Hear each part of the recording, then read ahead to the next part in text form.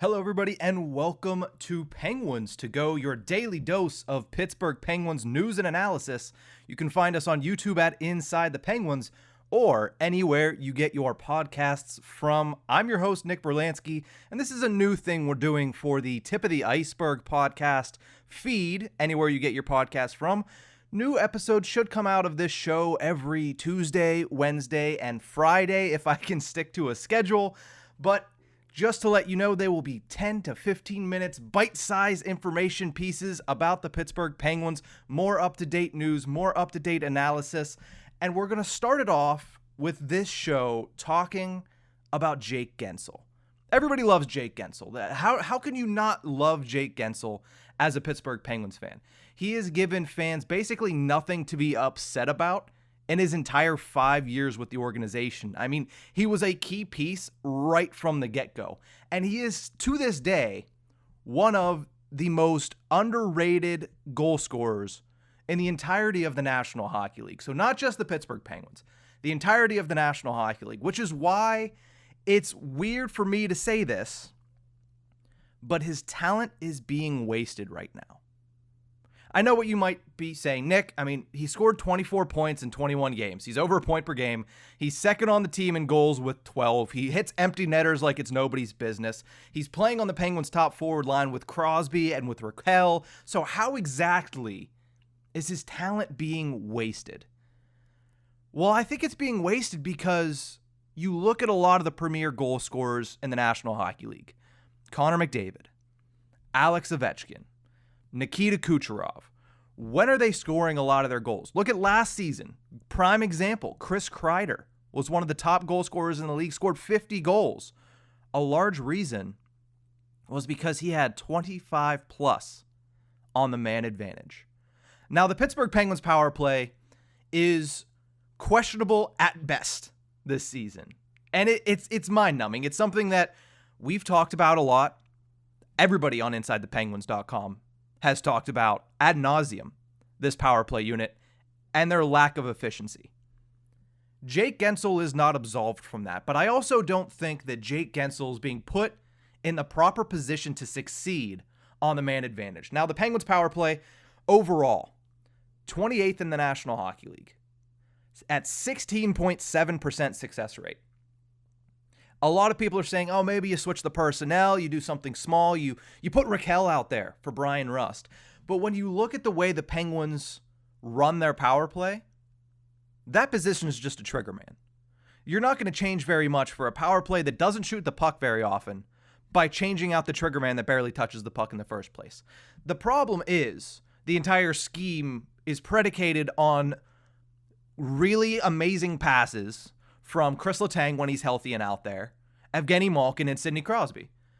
And as we all know, and as we've seen for the past 15 seasons, those three guys have a tendency to overpass the puck. I don't think I'm reinventing the wheel with that take. They overpass the puck a lot. But you know who else that leaves out? Not just Rakell/Rust, whoever's on that left wing side. If there's no shots on goal, then what is the guy standing in the net front supposed to do? How is he supposed to eat? How is he supposed to pick up the garbage goals, bang home rebounds, if there's no shots going on in the net? If the entire power play is predicated on passes 20 feet away at the blue line. So this is why I think Jake Guentzel is being vastly, vastly wasted on the Penguins' man advantage. And I think it's hurting the Penguins' power play as a result. Now, he leads the team in power play goals. He does. So, again, you're going to ask, well, if he leads the team in power play goals, what's the problem? The problem is he only has 3 power play goals. His first one came on opening night against Arizona, which was set on a set play off the faceoff. It was a defensive breakdown by the Coyotes. They had covered no one, and Jake Guentzel had a wide open net. Karel Vejmelka was on his butt. So that wasn't really in the full actual power play setup. His second one was on November 2nd against the Buffalo Sabres. And if you remember that game, you'll remember that his power play goal, and I'm doing air quotes, was 8 seconds into the third period on a breakaway based off of the opening faceoff in the neutral zone. So, again, not really your classic power play setup when he scores that goal. And then he scored last week on December 1st against the Vegas Golden Knights on a 4-on-3. And where did he score that goal? It was a one-timer that he shot from the right wing circle, actually above the right wing circle, and he just blew the puck past Logan Thompson. So he leads the team in power play goals, but he's only scoring one every month. I think what you saw last week is what you need to see more of from a guy like Jake Guentzel. He's one of the best goal scorers in the league because he has such a great shot. Yes, he is fantastic around the net front. He has worked on that a whole hell of a lot because the problem was he got thrown there once Hornqvist was traded. Patrick Hornqvist was traded in 2020. The Penguins lost their power play net front guy, and somebody had to do it. Somehow the shortest guy on the ice, Jake Guentzel, he drew the short straw. He goes out there, and let's not forget, he got pounded the first year that he was in the front there. But he built his way up. He learned how to play that position, and he's been much better in the net front. He is much better as a net front power play guy now than he was 2 years ago. But should he be there? Should he really be in that position? Look at how much easier it was when you have a trigger guy like Guentzel on the right wing. Now, I know the question that comes with that is, well, who are you putting in the net front? You need somebody there because you need traffic in front. And I get that.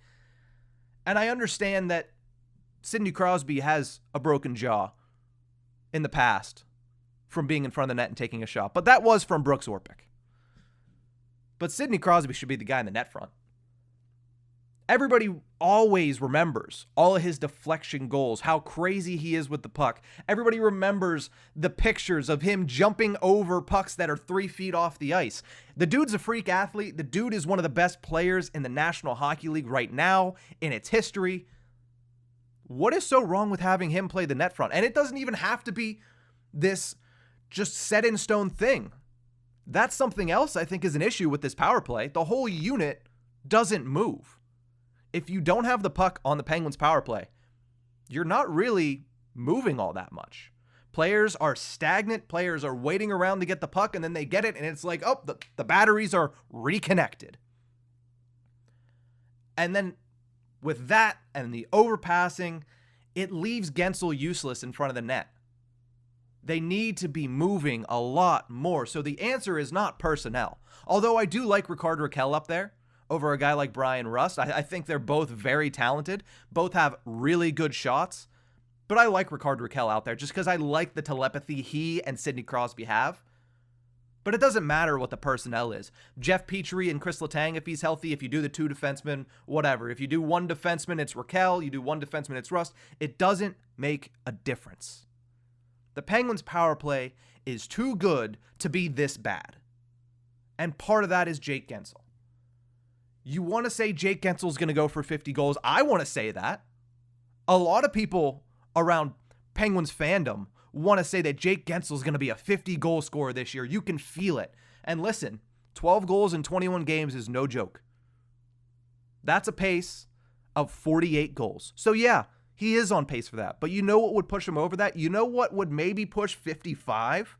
If you used him properly on the power play. Every other elite goal scorer in the National Hockey League is put in a much better position on the man advantage than Jake Guentzel. And it's not like the Penguins are succeeding with what they're doing, so, sorry about it, Jake. The Penguins are failing at one of the most key parts of the game. And you have a guy with a howitzer that's as accurate as Hawkeye. And you stick him in front of the net. He's good at it. Don't get me wrong. He's good at what he does. He's gotten much, much more efficient there. But for a power play unit that doesn't shoot the puck, how is he supposed to get 10, 15 power play goals? He's on pace for what, 6, 7? He's scoring 1 a month. And he's leading the team. That's the worst part. He has scored 1 power play goal a month, and he is leading the team in power play goals. It's just not good enough, guys. He needs to be put in more shooting situations. Get him away from the net front. Throw Sidney Crosby over there because he is one of the best players in NHL history at deflecting the puck. I would say we're watching 2 of the best players current day in the history of the NHL at deflecting the puck in. And that's Sidney Crosby, and that's Captain America Joe Pavelski. Put Sid in those situations more often. Shoot, put Jason Zucker down there. Clearly, we saw on Saturday that Jason Zucker can get under opposing goaltender's skin and not even know what he was doing.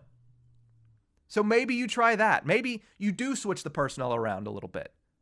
But I think the biggest thing the Penguins can do to help their power play and help Jake Guentzel, and as I stated from the top, stop wasting his talent on the man advantage. Get him into more shooting situations. Put him on that right wing. We saw him score in Game 1 of the Stanley Cup Finals in 2017 in his rookie season off that right wing on the rush. Get him in his sweet spot.